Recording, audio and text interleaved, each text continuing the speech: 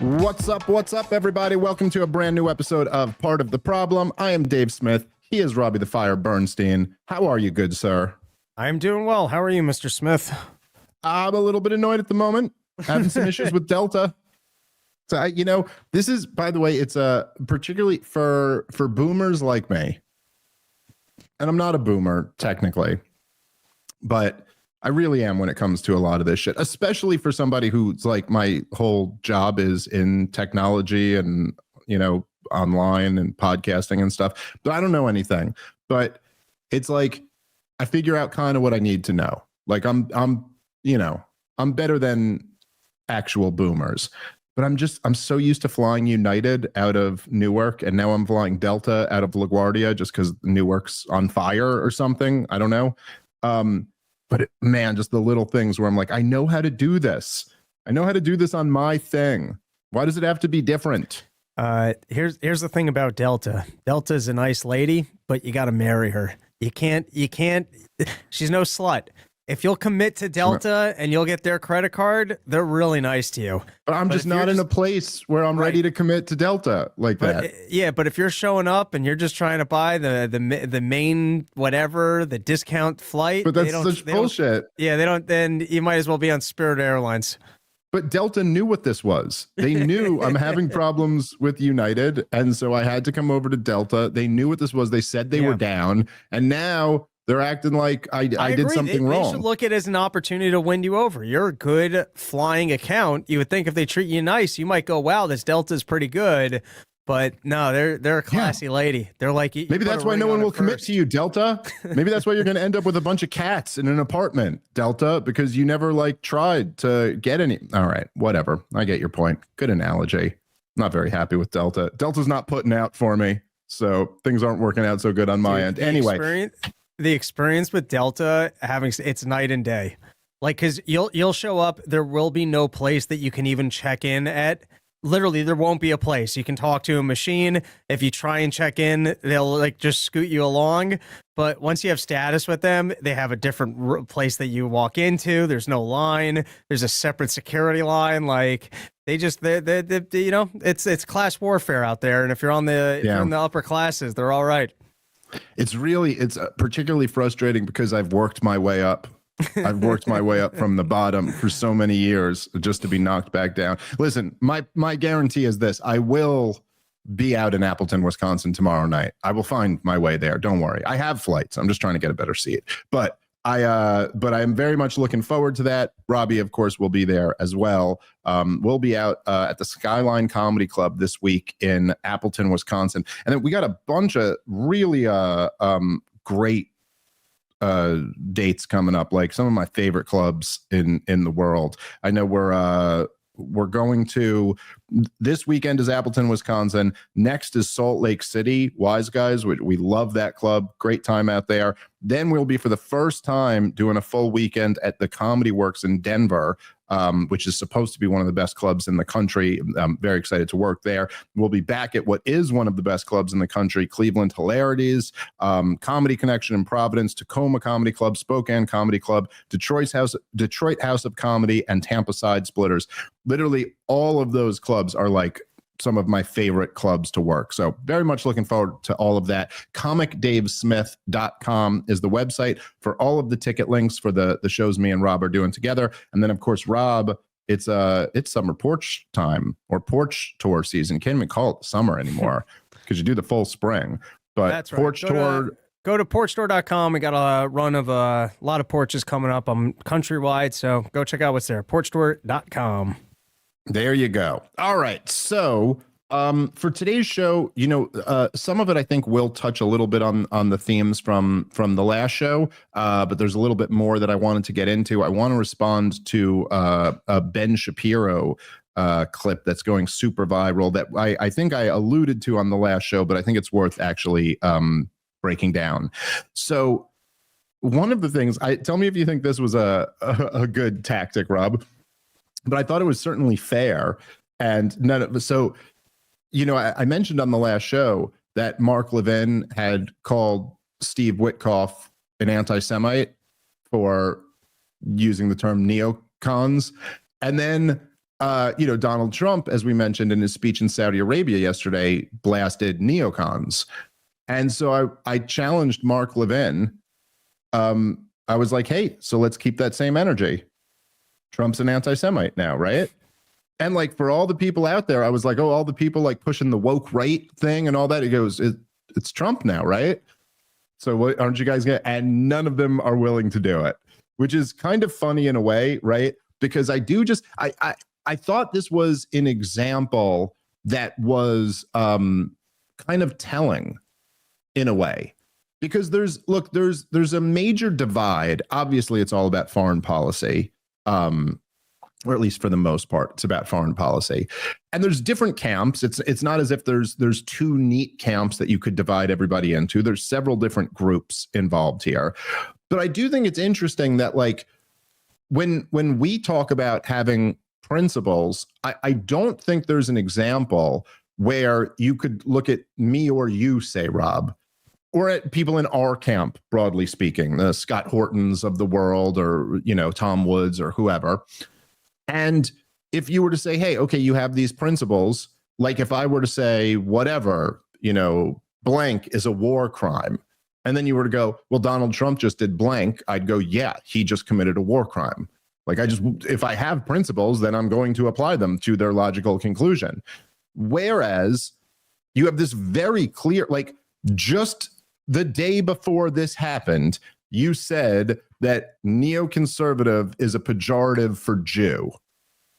Well, Trump just said neoconservatives. So what, like, do you actually care about fighting anti-Semitism? Because the president of the United States now, or is it only when it's his envoy and you think you could like turn the rest of the administration against that guy, you'll go after him. And essentially the point is that all of them wouldn't dare. They wouldn't dare apply the exact same thing to Donald Trump, as we've done many, many times. And I just think there's something about that that's kind of revealing. It's like, okay, so then you don't actually have these principles, or you're actually not very committed to these principles. Because it seems like, to me, that seems to be a good litmus test for like who actually has principles and who's a fucking grifter. Because if you're just going like, calling Donald Trump an anti-Semite, that would lose me all of my popular support. And you're like, okay, then you don't really care about it. I don't know. There's something interesting on that. And I think it's funny that none of them want to touch it. None of them want to go anywhere near it. But anyway, it's pretty great that Donald Trump did that nonetheless. But anyway, prove me wrong, Mark Levin. He is my next. Maybe he should be my next debate. Oh, that would be a juicy debate. I would love that. Yeah, I'd have to wear earplugs to that thing. I'm not sure I could take that guy yelling at me. Warhawks still out there, He'll pitch them all. Well, as we're about to go through this Ben Shapiro clip, I will say I don't think it's ever going to happen, but I would still love to debate Ben Shapiro. If he's open challenge is still in effect, anytime, any moderator, I would love to go do a debate with Ben Shapiro. I think that would be a fun one.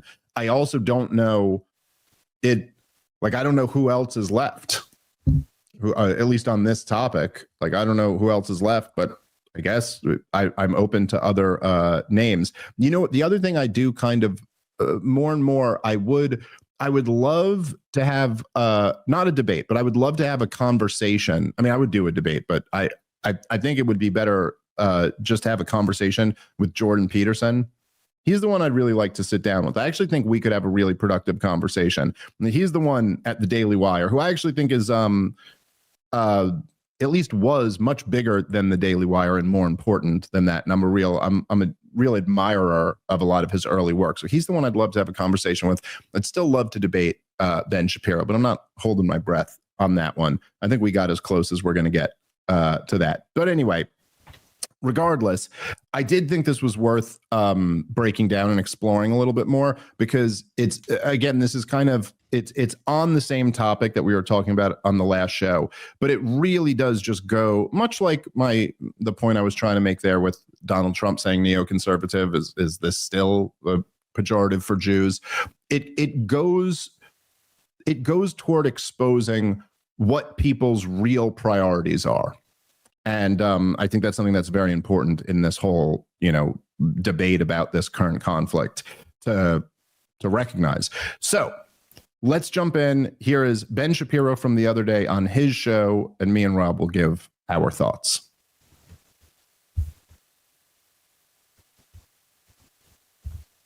Really, what Hamas is attempting to do is basically settle all outstanding business with the United States so as to then create separation between the United States and Israel in Iran negotiations. That is what is happening with the Houthis as well. It is not a coincidence that as the Houthis are basically forswearing attacks on American shipping, and the United States is saying that the United States is no longer going to worry about the Houthis, essentially. Now, Hamas is now trying to do the same by releasing the sole living American hostage in the Gaza Strip, trying to basically say that the United States now has no part in that conflict. Well, okay, fine. I mean, if the United States has no part in that conflict, then Israel should just go and do what they need to do. That seems to me a proper solution with regard to the Gaza Strip. Now, the ugliest part, and there is an ugly part to this, is that there are widespread rumors and now news reports that Idan Alexander is going to be flown to Qatar to meet with the Emir of Qatar. This is vile. That's vile. Okay, let's just pause it for a second. You saw in America. Okay, look. The first thing that you kind of got to notice here, and this is what I mean about kind of revealing true motivations. The first thing beyond any point that you could make is that, look, here are the facts on the ground.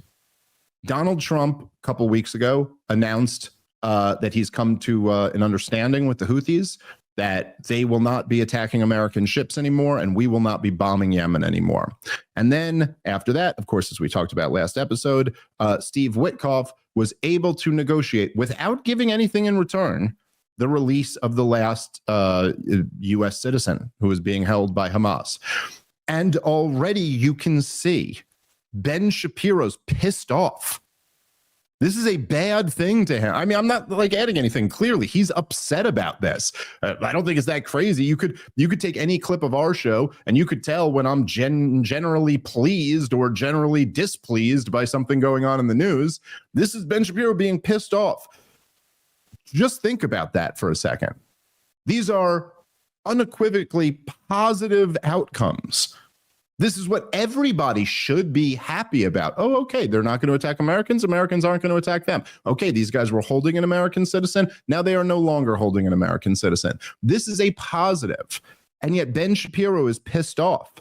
Now, why is he pissed off? Well, he's already telling you in his own words that it's because this is a way for the Houthis and Hamas to win favor with America and to maybe not put some distance between America's necessity to be involved in this conflict. And that, he's saying that's the reason they're doing it. He hasn't presented any evidence. I don't know that it is, but that might allow negotiations with Iran to proceed positively. So look, I think it's fairly reasonable to say that if you're in a state with, let's say there's the threat of war is on the table. Like you might go to war with this government and you're in negotiations with them to see if that war can be avoided. Who the hell is not rooting for the negotiations to be successful? Who would prefer that this ends in war? That's like a crazy starting place. And yet that is Ben Shapiro's perspective. I just find this to be kind of wild. Any thoughts on this, Rob? I think they're just trying to sell it however they can because, Israel does a good job of provoking a fight if we're going to be there to back them. That's they're looking for us to be involved in the Iran war. And so the fact that we've, I guess the Iran war would be our war. It wouldn't be Israel's war. So if the big claim is Iran's got all these terrorists in the region and that's why they can't be negotiated with, and I guess we've dealt with that problem of having conversations with these terrorists and figured out how to not have their interests actually get in the way of the American interest. That's very upsetting to Ben Shapiro that we've created a platform by which you can actually have a conversation with Iran because their sponsoring of terrorism in the region is no longer a deal breaker for the U.S. having a direct conversation with Iran.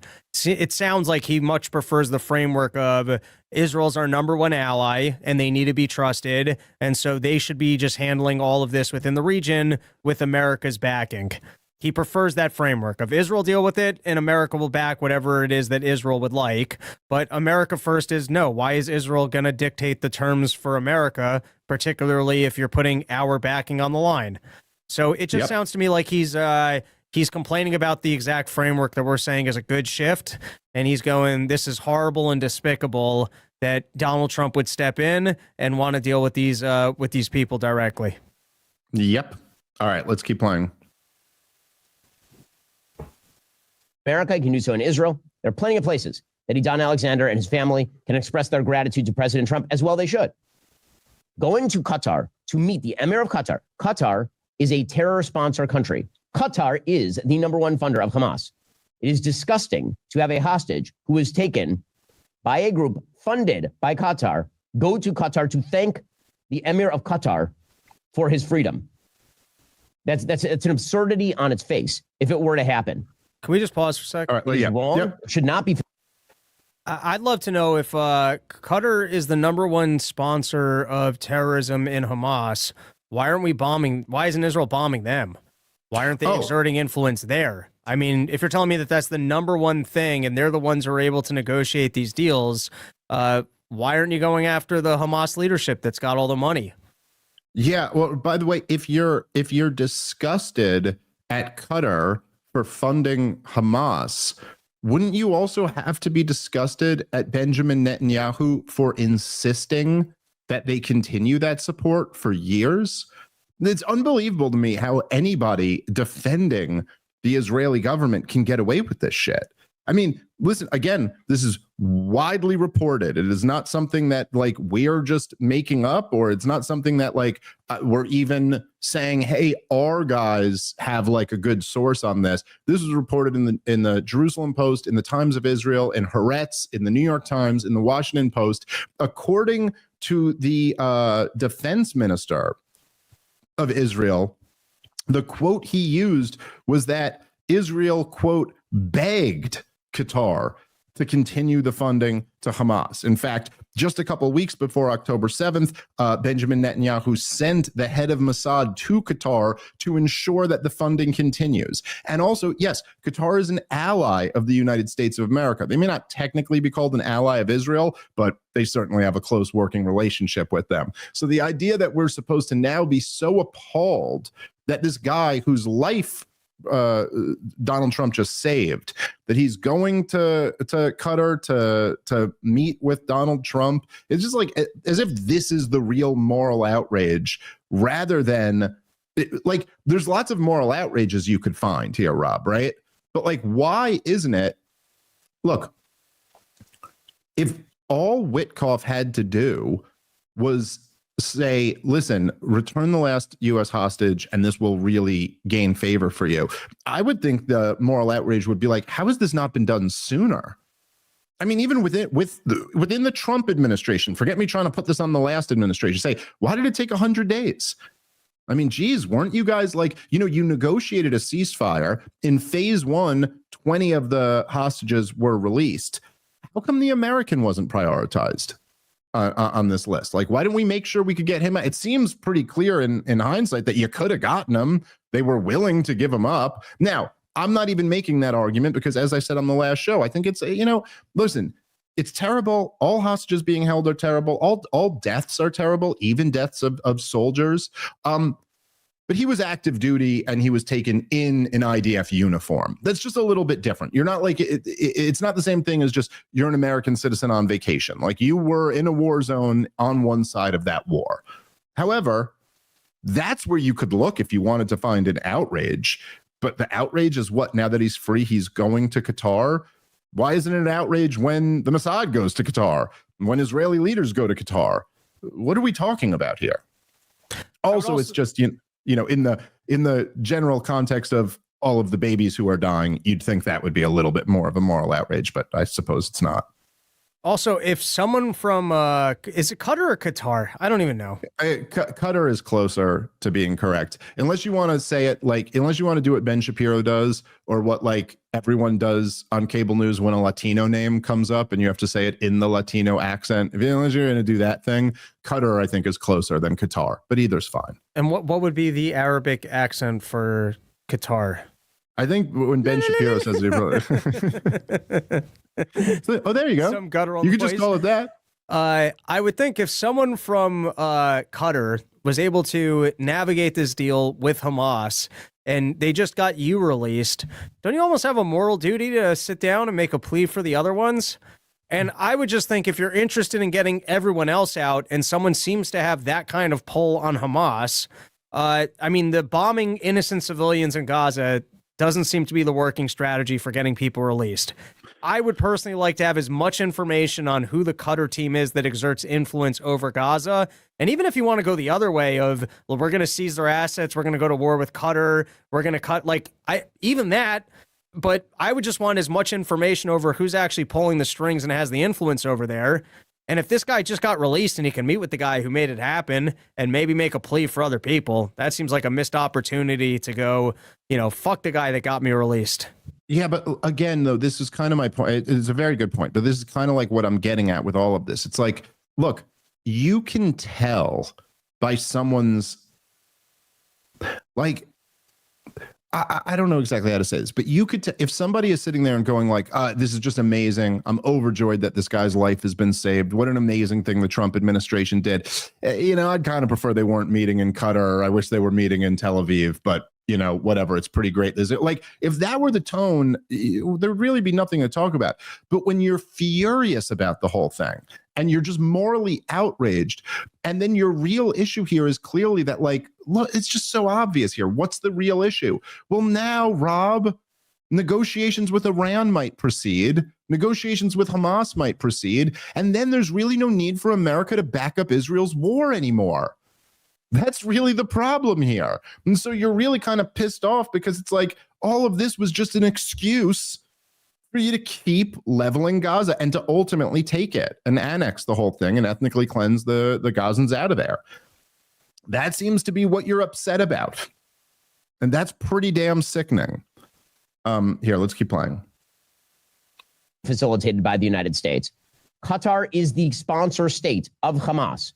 In fact, if the Trump administration seriously wanted all hostages out of Gaza, they could do so tomorrow simply by telling the Emir of Qatar that the airbase in Qatar is going away and that it'll move to the UAE, which the United States could do.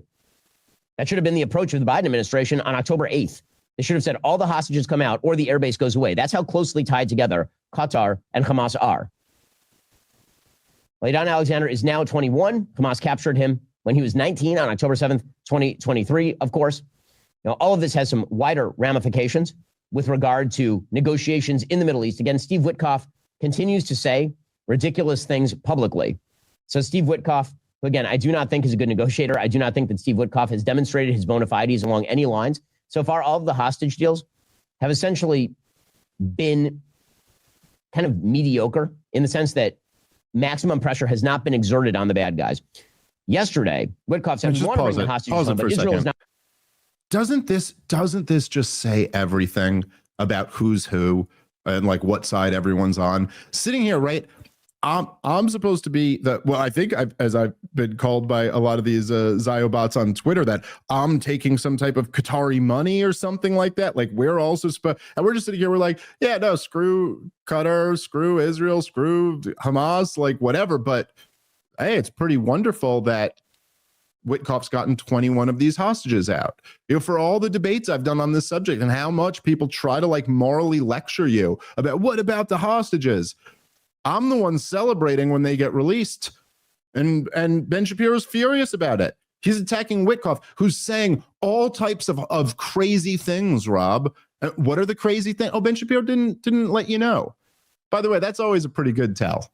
And someone goes, oh, this guy's saying all types of crazy shit, but I'm not going to tell you what any of the crazy shit he's saying. Because you know what the crazy shit is? He goes, man, there's all these war hawks in our government who just want the war to keep going. Man, Israel just seems committed to continuing this war. That's the crazy shit that Witkoff has said. That's what Ben Shapiro is talking about.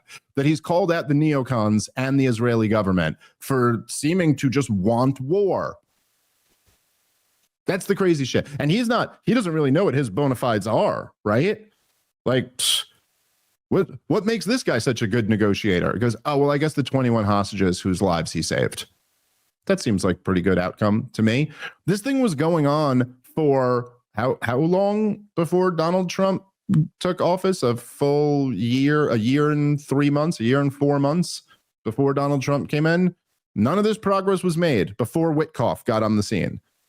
And there's 21 hostages whose lives have been saved since then. Plus, don't get me wrong, Israel broke the ceasefire and then started slaughtering people in Gaza again, but there was at least a little bit of a period there where they had a ceasefire going. It's also interesting to hear that if the U.S. were to exert influence over Qatar, the hostages could have been released by the next day. And yet, I don't think I've ever heard that request from Netanyahu. I've heard a lot of requests for more bombs. But I wasn't even aware that, I guess the war hawks were aware of a secondary strategy of exerting influence over Qatar. It's something that I was saying, I think, at the outset of this, of go after the actual leadership. But apparently there is a way to financially, according to Ben Shapiro, financially exert pressure over Hamas leadership in Qatar.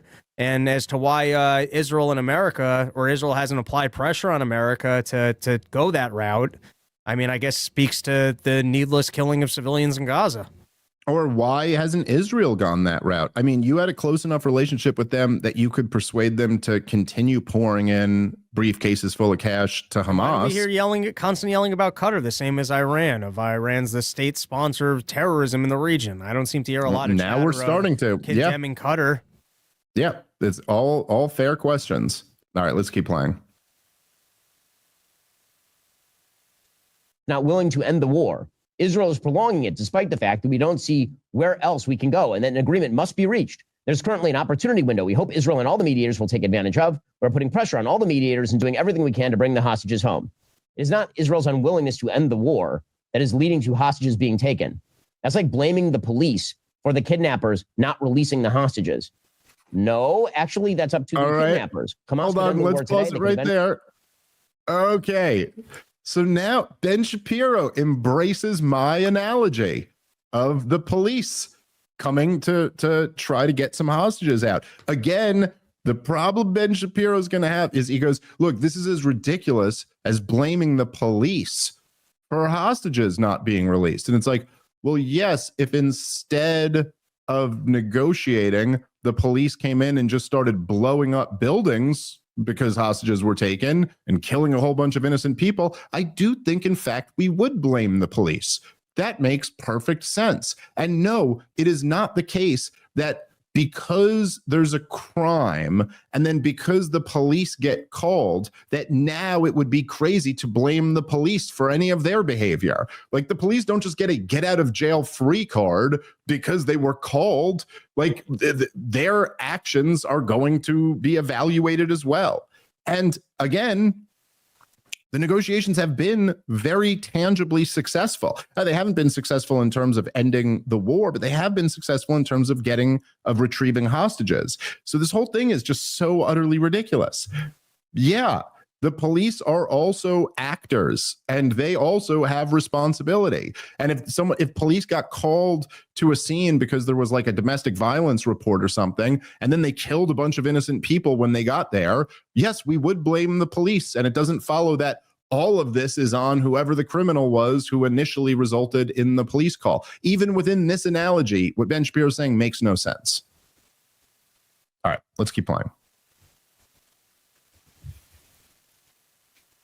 Ended the war October 6th. It never had to happen in the first place. Meanwhile, all of this is part and parcel of broader negotiations happening over the Iranian nuclear program. According to the Wall Street Journal, the United States said it was encouraged by talks with Iran on Sunday after a meeting, but the two sides remain divided on key questions, including whether Tehran will be allowed to enrich its own uranium. Well, I mean, that is the key question. That is not one key question. That is the key question. The United States should have no interest in a deal with Iran where Iran continues to develop nuclear missiles. That is ridiculous. Anything that allows them the capacity to continue to develop nuclear materials, which can then be tied to their ballistic missile program, is insane. The United States should not be party to that. That is the JCPOA. That is the thing that Donald Trump labeled the worst deal in history. The United States should not be conceding points to the Iranian government. Again, Witkoff and Iranian Foreign Minister Abbas Araghchi met for 3 hours in the Omani capital of Muscat in their fourth round of negotiations since April 12th. After the meeting, the U.S. cast the latest talks, mediated by Omani officials, as positive and said the diplomacy would continue in the near future. Iran's foreign ministry spokesman said talks were difficult but useful in better understanding the U.S. position. Now, again, Iran has another goal in these talks. If they can't get a bad deal from the Trump administration, and again, I have faith that President Trump is not going to cut JCPOA Part 2. It would be a rejection of his own legacy. If Iran has another goal, it is delay. And a delay for Iran is as good as a deal. In October, the JCPOA period ends. At that point, they can simply rush to a bomb. Now, they could just rush to a bomb right now as well. They could simply violate whatever is left of the JCPOA, and they could rush to a bomb. Herein lies the problem. Right now, there is a window of opportunity for anyone who wishes to end the Iranian nuclear program. That window of opportunity exists because Israel eviscerated a few months back Iran's entire air defense program. So the skies over Iran are totally clear right now. Not only that, but Iran still has not developed retaliatory capacity that would deter action by, say, Israel.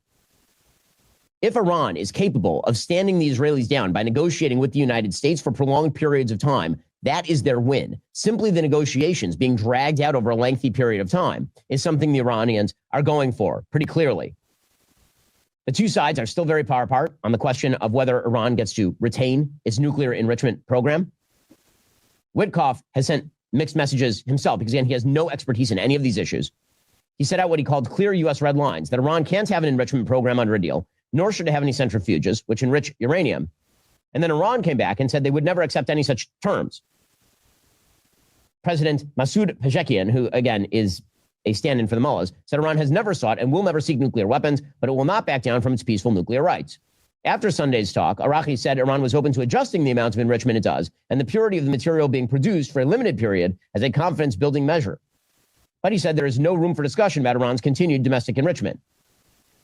So what exactly is Iran giving away that makes Steve Witkoff and company optimistic in any way?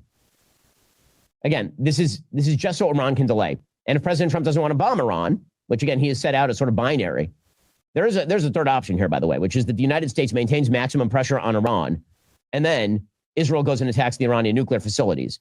I think that is actually the most likely outcome here if I'm just gaming out the possibilities for the next several months. All right, let's pause. With all of that said, is it not crazy how much these guys love war? That is just like negotiating. Is that all sides of the negotiation are saying, hey, they're going pretty good. And this is a real problem. Because how do we get to war at the end of this? That, like, and again, all of this stuff about like, there's so many just assumptions built into this line of argument. Like, you're just supposed to accept that Iran developing a nuclear weapon would be the worst thing in the world, that can't possibly be allowed to happen. Why is that? Like, look, I'm not saying I don't want Iran to have a nuclear weapon personally. I'd like to see less of them. Nuclear weapons are dangerous, but like India and Pakistan both have nuclear weapons. They're in the middle of a conflict right now. The only country that I'm aware of that has nuclear weapons that lies and pretends they doesn't is Israel. They're the only ones who somehow are able to get away with just claiming they don't so that they don't have to meet any of the legal requirements. No other country that I'm aware of is able to do that. But I think, it's funny because obviously, as many people may know, right, like officially, Benjamin Netanyahu testified in 2002 that the U.S. should overthrow the mullahs in Iran. Israel has been for a regime change there this entire time.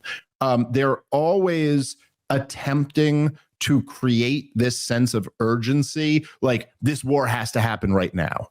And they've gone through a bunch of different bullshit lies over the years of how, famously, I'm sure most people remember, we've talked about it a lot, when Benjamin Netanyahu went to the UN with his Daffy Duck bomb and said, they're all the way here. They're 5 years away. They've been 5 years away since I was a kid from getting a nuclear weapon. Benjamin Netanyahu himself has said Israel is 5 years away from a nuke in the 90s. In 2002, he said it again in 2011. He said it again, just 5 years away. Then when Obama signed the Iran deal, which they were just referring to, Benjamin Netanyahu said, now that put them on the fast track toward a nuclear bomb. So I guess from 5 years down to, I don't know what, 3 years, they're on a fast track now. All this time later, everybody acknowledges they still don't have a nuclear weapon. But we're supposed to pretend that their civilian nuclear program is this huge threat because, as Ben Shapiro says, which I think he's actually correct about this, they could go for a nuclear weapon at any time. They could do it now. They could do it later. I think the real issue here is that everyone would know if they actually were going for a nuclear weapon. But regardless of that, why is it such a given that this must be a priority for the United States of America? I mean, the idea that what they used to say, okay, and they used to say this about North Korea, and they used to say it about Iran too. This was like the propaganda right after 9/11, was that, listen, a lot of countries have nuclear weapons. We've lived in a nuclear world now since World War II. Of course, the only country who's ever used nukes against people was the United States of America at the end of World War II.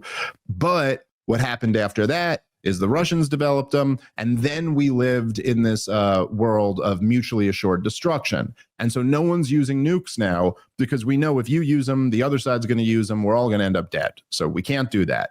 However, there are these regimes like North Korea and Iran, and they are so suicidal that they don't care about mutually assured destruction. If they get nukes, they'll just start nuking people because they're like religious fanatics and they don't care about whether they get killed too. So we can't allow them to have nukes.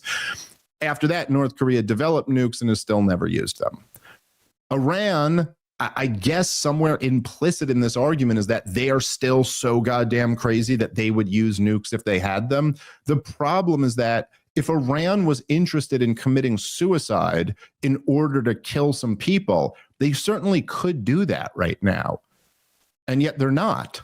And yet at every turn, the way that Iran has behaved has totally undermined this claim that they, unlike everybody else, they're so uniquely evil and crazy that they don't care about their own survival. Like, if that were the case, why did they give the US a heads up before they flew those missiles at Israel last year? Like they've got, why are they negotiating right now? None of this makes any sense. If the view is that Iran are so, like, they're just so insane and they're such religious zealots, they don't care about their own survival, they just want to do damage, why are they even negotiating about this? Why aren't they, as Ben Shapiro points out, racing to get a nuclear weapon right now and then using it aggressively? What is constraining them from doing all of that if the underlying assumption is true? And there doesn't seem to be any real argument there. And, like, again, look, and I think this is part of the thing that gets so infuriating about these, like, Israel firsters, is that it's like, look, number one, it's very clear that Ben Shapiro is motivated by what's best for Israel, or what he thinks is best for Israel, and not by what's best for the United States of America. Ben Shapiro, by the way, Rob, I should read, there's an old Ben Shapiro tweet that's been recirculating from 2011. This is Ben Shapiro tweeted, I would gladly waive the born in USA requirement for president for Bibi. Okay, it's on record saying Netanyahu should be the president of the United States of America. Like, this is who this guy is. It's who he's always been. You know, some people here may object to that that idea, but you're sitting here and you're going, look, okay, well, you know what might have to happen if America's not willing to join in this war? Then maybe Israel's just going to have to go at it themselves.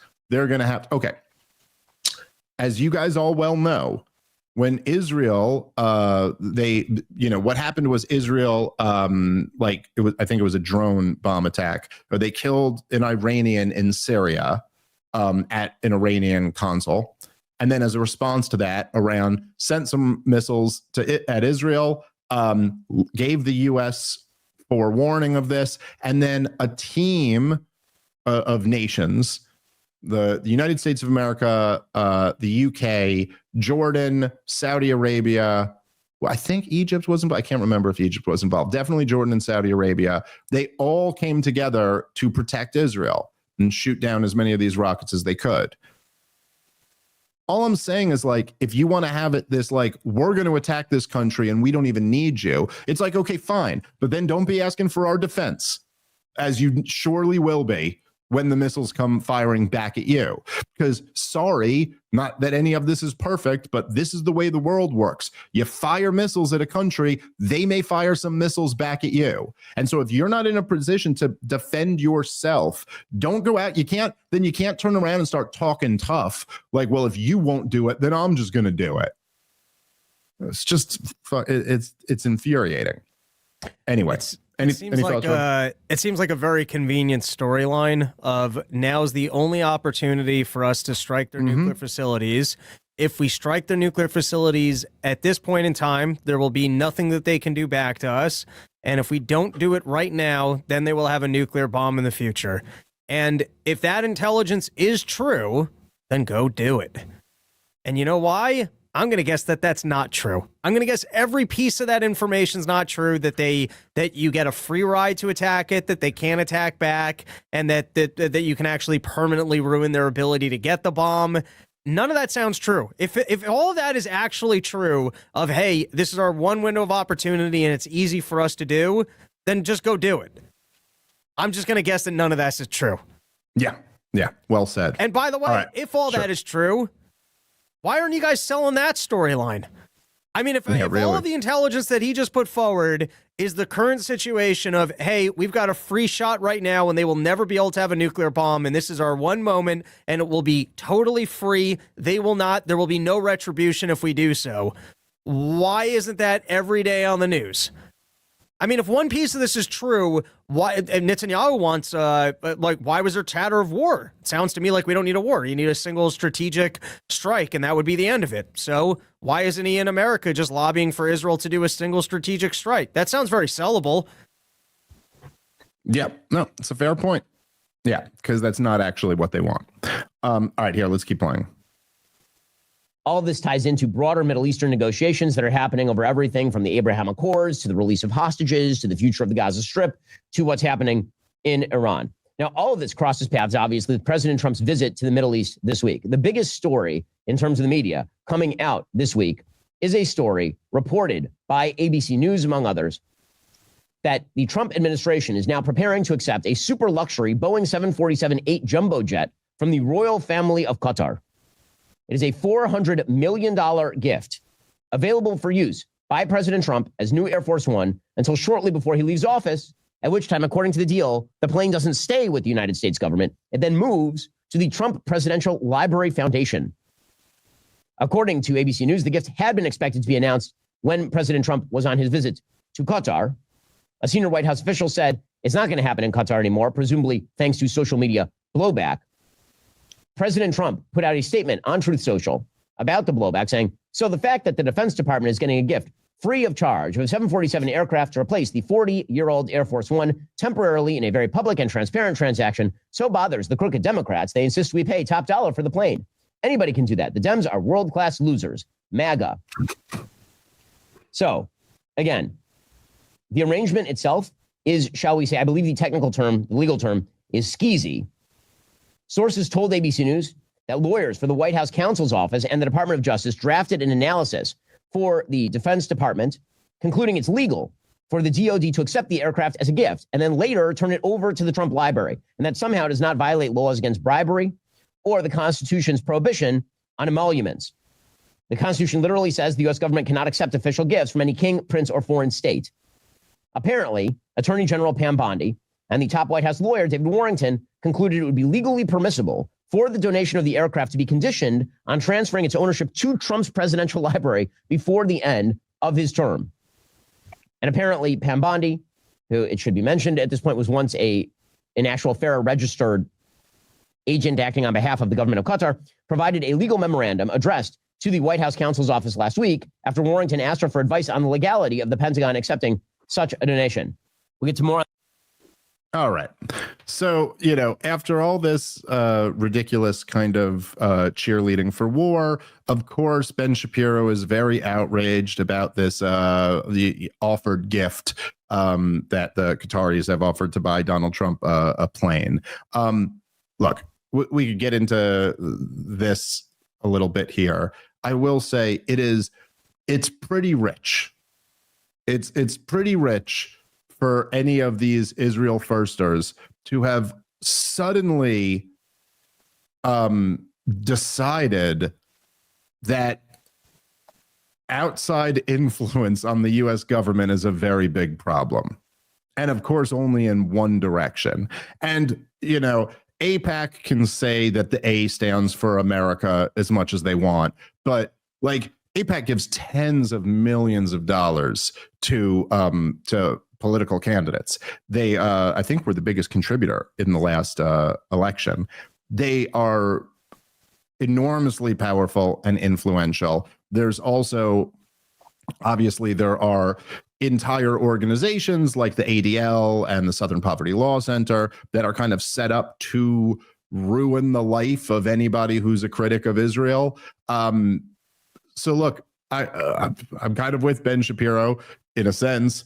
I don't like stuff like this. I don't think the Trump administration should do this. I think it's like, you know, it's particularly the aspect of it being transferred to Trump's library does seem to me to be not okay.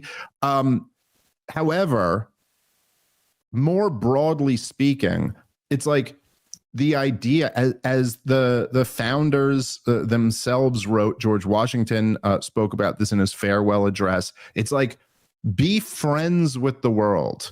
Talk with people, negotiate, trade with people. Just don't have war guarantees. Don't get in the middle of these entangling alliances. That to me is a much better step than, so like the idea of a foreign government wanting to like give us a gift, while I don't like it if it could at all be considered a bribe, which I do think this could be, and I don't think Donald Trump should accept it. That being said, it's like, you can see where Ben Shapiro is so angered by like friendly relations to the broader Muslim world, by negotiating with the broader Muslim world. That really angers him. The idea of another catastrophic war seems to excite him, or seems to be like what this all should end, what the end result of all of this should be. And that to me is fucking nuts. That's really what's nuts. But I don't know, Rob, if you have any thoughts on this Qatari plane. Yeah, my thoughts on the Qatari plan is I don't prefer it. I think our country spends enough money. If you want to show the grandeur of our country, it makes more sense that we're able to afford our own plane. It also sounds to me like a bit of a security risk in that if I was the president, I don't think I would want a plane that came from a foreign country. So I don't prefer it. And there certainly are the optics of, hey, is there some sort of a favor dealing going on here with it going to the library? I'm getting a little bit bored of myself criticizing everything Trump does. And so amongst all the things that aggravate me, this one's just not, like, I don't prefer it. I don't think it's better. I don't think it's necessary. I don't think it's good. I don't instantly go, hey, this is the worst example of a government official being bribed and that this is the most horrible thing going on in the country. So I don't prefer it. I don't think it needs that much chatter about, hey, that this is horrible. And I'll be curious to see if he goes through with it. And it just sounds like a security risk. I don't really understand. I had that thought too. Yeah. Yeah, well, it certainly does. You're like, you're sure you've really checked this thing pretty good, right? Like they didn't hide anything or rig this thing in any way. Yeah, you know, I tend to agree with you about that. Yeah, I don't prefer this. It seems like bad optics to me. I also don't like, if the argument is that this is some type of bribe or something like that, it's like, or some type of quid pro quo, it's like, but what exactly do you think they're actually going to get out of Donald Trump that they wouldn't otherwise get because they bought him a nice plane? Like, is the idea that like, okay, even after Donald Trump, I don't exactly understand. Like, so they're not giving it to Donald Trump. They're giving it to his presidential library. But is the idea that Donald Trump could keep flying on this plane, like after he's out? I mean, I think that, you know, Donald Trump is flying on a really nice private plane anytime he flies for the rest of his life. You know what I mean? Like, I'm kind of speaking out of my ass here. Like, I don't know enough about this to know, but I can pretty comfortably say that not only will you not bump into Donald Trump at the airport, you know, like that's not going to happen for the rest of your life. He won't be flying commercial like the rest of us. I also don't think Donald Trump will ever be on like a kind of crappy private plane. Like, I think he'll always be on like the nicest private plane. I think Trump sees it as a trophy of this is how great and strong I am that other countries want to give us free stuff. And so this is a trophy of I'm going to have the president of the United States of America and his library are going to have this incredible plane because people like me so much. And so he actually, I think he sees it as positive optics of, look, I just saved the taxpayers $400 million on a plane that we would have needed because people just want to give it to us. And I think you're right. I think that there's kind of levels of corruption that exist in government. And so, for example, if you manage to get your hands on the government for everyone to have to take some vaccine and stay in their house and their lives are going to be ruined, that's really bad. Or if you manage to get an in on the government to fund a war with a whole bunch of people, and that's really bad. But if you got a kid who goes over somewhere and they want to purchase a hotel for overpriced with a name on it, and because, there's enough other big businesses going on with the oil that it's like a goodwill jet. It's not better. I don't prefer it, but there's just like soft corruption and really bad corruption. And so Donald Trump getting a plane that he sees as a trophy from a foreign country, it's not better, but I don't know. How much time do you got to spend upset with it? It's like he just has a different calculation that it's a trophy. And there's no question you're right about that. I mean, it's clear from his tweet about it, that he likes I'm very smart. I got $400 million for nothing. The Democrats would have spent $400 million for it, but I'm smart, yes, obviously this is what motivates Trump. But just to on top of what you're saying, you're like, if there is some type of corruption or quid pro quo that is a part of a broader context where we're negotiating our way out of wars, I'm sorry, that just does not rise to the top of my outrage list. And there's just so many things to be outraged by. I mean, everything, every inch of our federal central government is built on corruption. The whole goddamn thing. The whole thing is a system rigging the economy against the regular people for the powerful people. I mean, everything. That's like the biggest portion, excluding Medicaid, which is just, not great for a lot of other reasons. But if you look at the biggest budget items in the US government, if you take Medicaid out, it's overwhelmingly like the majority of the budget is defense, Medicare, and Social Security. Okay?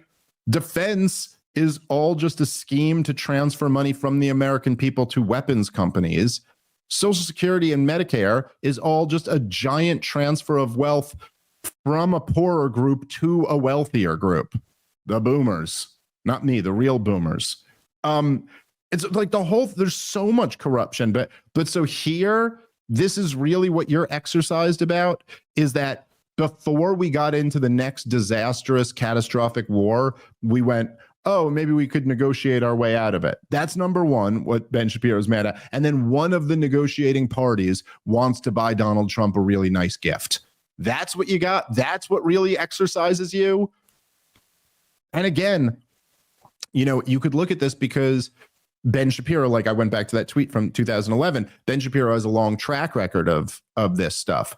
Ben Shapiro, who supported all of the wars, never gets this exercise about talking about how incompetent some of the people who said these wars would be very easy, how incompetent they are. In fact, he'll still probably have all of them on his show and have friendly relations with them. He doesn't get exercised about that. It's Witkoff, you see, not the architects of Iraq and Afghanistan and Libya and Syria and Somalia and Yemen, the war in Ukraine, the current destruction of Gaza. None of that gets him exercised. But Witkoff attempting to negotiate because he happened to say at a certain point that oh man, there really are a bunch of war hawks in our government who just want this war to continue. And Israel themselves just want the war to continue. We're trying to negotiate an end to it. That's what exercises Ben Shapiro. And what's beautiful about this is that you can't hide this. People read through it and they see dude, I've never seen you get this angry about anything else. I'm just saying you can, I've said this for many years, but you can learn a lot about where someone stands politically by what gets them the angriest. It's an important way to assess people, because essentially we all have to have a hierarchy of outrages. When you don't get that right, you end up getting everything wrong. Look, this was a huge problem, huge problem with like the woke left, with like the insane progressives of the last few years, where they would just have no ability to have like a hierarchy of outrages. So this is why like Black Lives Matter, in the middle of Black Lives Matter, would just start getting obsessed with like Aunt Jemima being removed from the supermarket. And you're like, wait, what? Like, even like, listen, I obviously reject a lot of the progressive worldview, but like, even by your own stated worldview, like you're saying there are like killer cops who are unaccountable to the citizenry. How are you even talking about Aunt Jemima right now? Like, this is just too ridiculous. It's like, but you see with guys like Ben Shapiro, look, like, all I'm saying is find me the video. Please send it to me. I will play it on the show and I will apologize. Find me the video where Ben Shapiro is this angry about lockdowns. Find me the video where he's this angry about an aggressive military action that ended up being a disaster, just killed a bunch of innocent people and nothing productive came out of it. Find me that example. Find me an example where he's this outraged over vaccine mandates, or he's that, whatever it is. He's this outraged about anything that actually matters, that really destroyed people's lives. No. What he's outraged about is negotiating. And what he's worried about is that the negotiations might lead to a place where America realizes, oh, we don't need to be involved in a war here.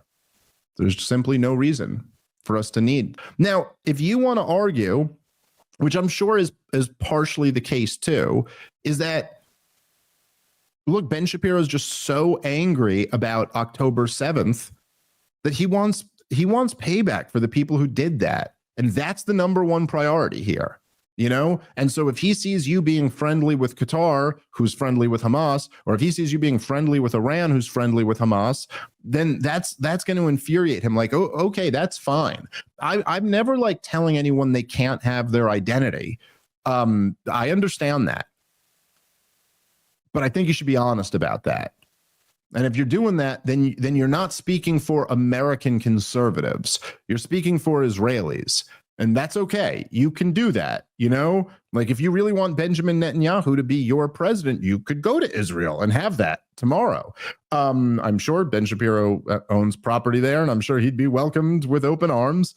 But I do think you should be honest about that, because it doesn't seem to me that revenge for people killed in a foreign country in a very long ongoing conflict should be the number one motivators for Americans. I think the number one motivator for Americans should be what's in the best interest of the United States of America. That seems fairly reasonable to me. Okay, we're going to wrap up there. Thank you guys very much, as always, for listening. We will get the members only episode to you, but I'm not sure what time me and Rob are getting into Appleton. So we'll figure that out, but we'll record an episode for you guys out there. Catch you next time.